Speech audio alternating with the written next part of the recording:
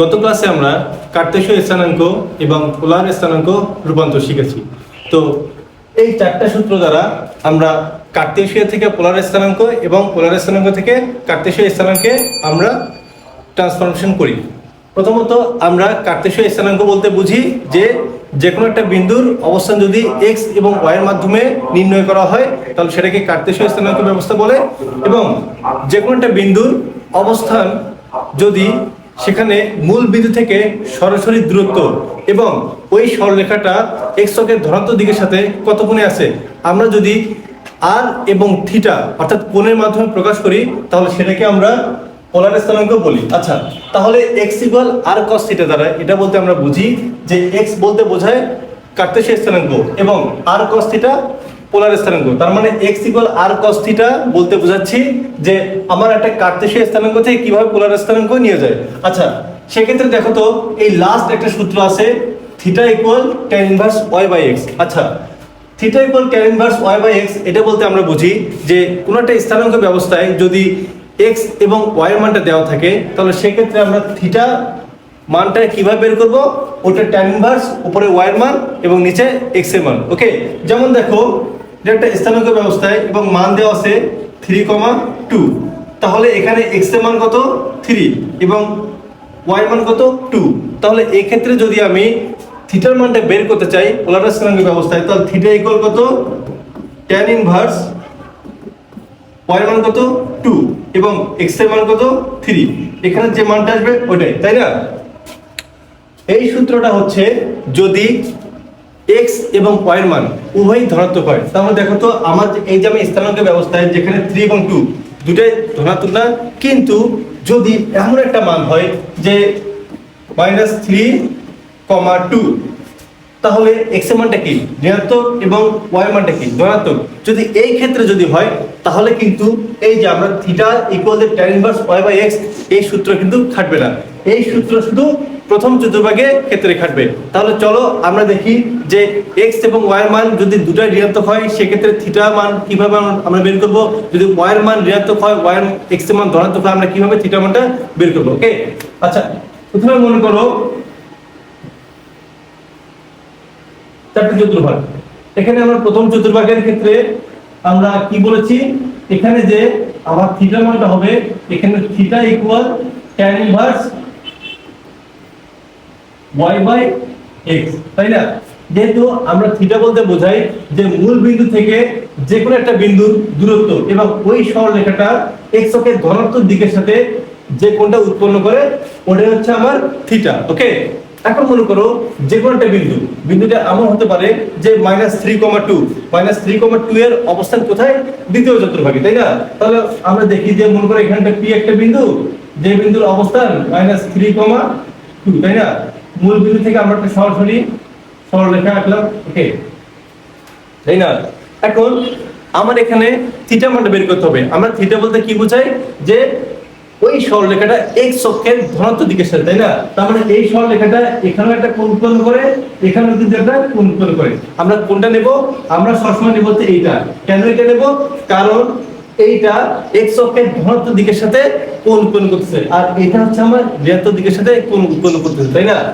এখন আমরা tan inverse y by x এটা বলতে আসলে আমরা মূলত কি বুঝি, tan inverse y by x এটা দ্বারা মূলত বোঝায় যে ওই সরলরেখাটা ওর দুই পাশে কি x অক্ষ আছে না, দেখো এই সরলরেখাটার এই পাশেও x অক্ষ একটা আছে, এই পাশেও একটা x অক্ষ আছে। তাহলে আমার tan inverse y by x বলতে বোঝায় আমার হচ্ছে ওই সরলরেখাটা থেকে x অক্ষ যত কাছে অতটুকু কোণ। তার মানে দেখো তো এই যে আমার সরলরেখাটা আমরা যে পাইছি এই সরলরেখার x অক্ষ কোনটা সবথেকে কাছে, এইটা নাকি এইটা? অবভিয়াসলি এটা। তাহলে এইটা হচ্ছে আমার tan inverse y by x, এটা হচ্ছে আমার tan inverse y by x। আর আমার থিটা কোনটা, আমার থিটাটা হচ্ছে এই যে আমার পুরোটা, তাই না? তাহলে আমার থিটাটা কোনটা, এই যে এটা হচ্ছে আমার পুরোটা। এখন আমার কোনটা বের করতে হবে, আমার থিটাটা হচ্ছে আমার যেহেতু এইটা, তাহলে আমরা দ্বিতীয় চতুর্ভাগে আমরা দ্বিতীয় চতুর্ভাগে থিটা সমান কি লিখতে পারি? Pi minus tan inverse y by x না? ওকে, ট্যান ইনভার্স কি y বাই x না? কারণ আমার হচ্ছে পুরোটা হচ্ছে 180 ডিগ্রি পাই, সেখানে tan inverse y by x এটা হচ্ছে আমার এই কোণ, আর এখানে তুমি হচ্ছে মডুলাস দিবা, কারণ এটা সবসময় আমরা ধনাত্মক মানটা গ্রহণ করব, ঋণাত্মক মানলে প্রবলেম হয়ে যাবে, আমরা মডুলাস দেখব। ওকে, তো এইটা হচ্ছে আমার tan inverse y by x, আর থিটাটা কোনটা? এই সরলরেখাটা x অক্ষের ধনাত্মক দিকের সাথে যে কোণটা উৎপন্ন করছে ওইটা হচ্ছে আমার theta.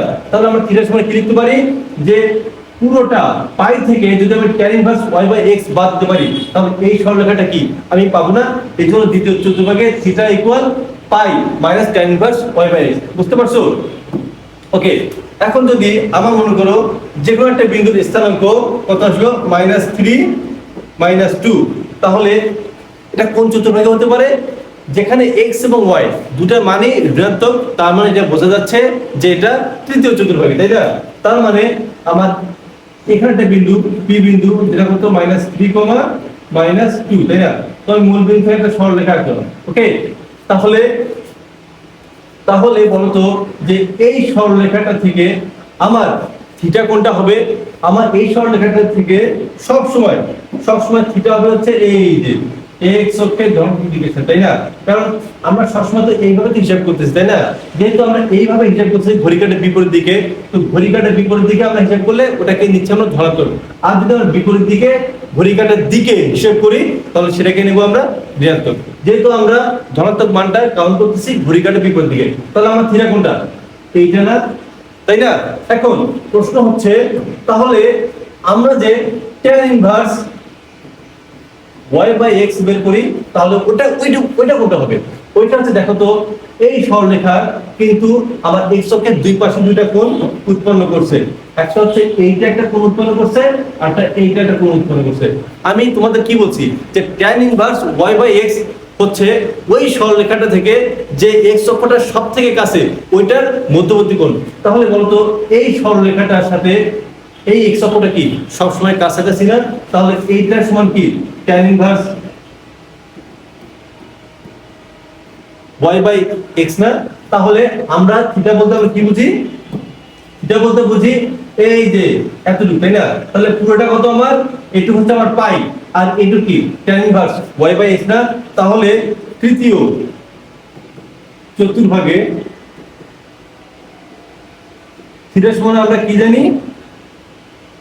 Pi plus tan inverse y by x। বুঝতে পারছো কেন pi plus tan inverse x?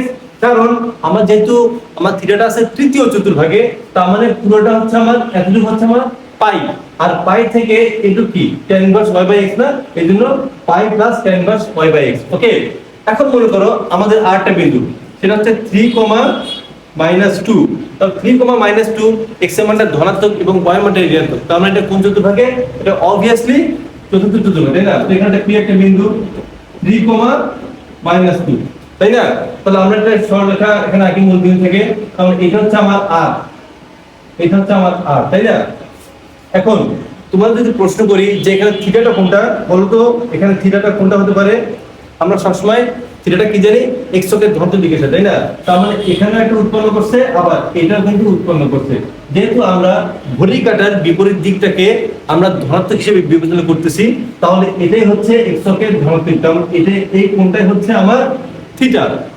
এখন tan inverse y by x কোনটা? আচ্ছা আমি তোমাদের কি বলেছি যে মূল বিন্দু থেকে ওই বিন্দুর মধ্যবর্তী সরলরেখাটা যে x অক্ষটার সবথেকে কাছাকাছি ওইটার মধ্যবর্তী কোণটা হচ্ছে tan inverse y by x। তাহলে দেখো তো এইটার কি এই সরলরেখাটা এই x অক্ষটা কি সবথেকে কাছাকাছি না? তাহলে এটা হচ্ছে আমার কি হবে? tan inverse y by x না? এটা কি tan inverse y by x না? কিন্তু আমার কোনটা কি এটা দরকার? আমার কি এটা কি থিটা না? আমার থিটা হচ্ছে এইটুকু বাদ দিয়ে পুরোটা, তার মানে পুরোটা কত আমার? এই যে পুরোটা গোল, পুরো গোলটা কত আমার? 2 পাই, আর 2 পাই থেকে কি এইটুকু যদি আমি বাদ দিই তাহলে এই যে এতটুকু আমি পাবো না, এটা তো আমার থিটা, তাই না? তাহলে আমার চতুর্থ চতুর্ভাগে theta equal 2 pi minus tan inverse y by x। তাহলে বুঝতে পারছো যে প্রথম চতুর্ভাগে হলে আমার সূত্রটা হচ্ছে theta equal tan inverse y by x। এখানে কারণ x এবং y এর মানটা দুটাই ধনাত্মক, অর্থাৎ x এবং y এর মানটা যদি দুটাই ধনাত্মক হয় তাহলে সেক্ষেত্রে আমরা থিটা বের করব, theta equal tan inverse y by x। আর যদি x অক্ষের মানটা ঋণাত্মক, y অক্ষের মানটা যদি ধনাত্মক হয় তাহলে আমরা এটা দ্বিতীয় চতুর্ভাগে আমার থিটা ইকুয়াল কত, এই যে এটা theta equal pi minus tan inverse y by x। এবং যদি x এবং y দুটার মানই যদি ঋণাত্মক হয় তাহলে ওটা কোথায় অবশ্যই কোন চতুর্ভাগে, তৃতীয়, তাহলে ওটা থিটা ইকুয়াল কত হবে, pi plus tan inverse y by x। আর সর্বশেষটা হচ্ছে যদি x এর মানটা ধনাত্মক হয় এবং y এর মানটা যদি ঋণাত্মক হয় তাহলে আমারটা কোন চতুর্ভাগে, চতুর্থ চতুর্ভাগে। আর চতুর্থ চতুর্ভাগে থিটা ইকুয়াল কত, 2 pi minus tan inverse y by x। Okay, আচ্ছা আমরা একটু এবার ভিন্ন ধরনের একটা কাজ করব। আমরা তো ঘড়ি কাঁটার বিপরীত দিকটাকে আমরা ধনাত্মক ধরেছি, তাই না? এবার ঘড়ি কাঁটার দিকটাকে যদি আমরা ধনাত্মক ধরি, অর্থাৎ আমরা এবার কাউন্ট করব এইটা, এই দিকটাকে, তাই না? এবার আমরা কাউন্ট করব যে এই দিকটাকে। তাহলে দেখো তো আমরা ঘড়ি কাঁটার বিপরীত দিকটাকে আমরা কি করছি, ধনাত্মক, আর ঘড়ি কাঁটার দিকটা কি আমার ঋণাত্মক, তাই না? তাহলে আমরা মনে করো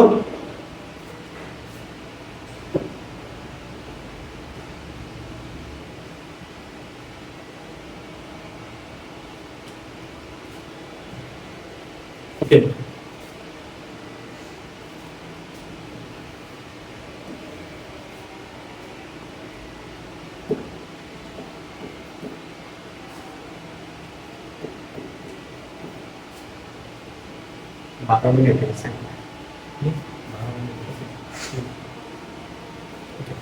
ঠিক আছে।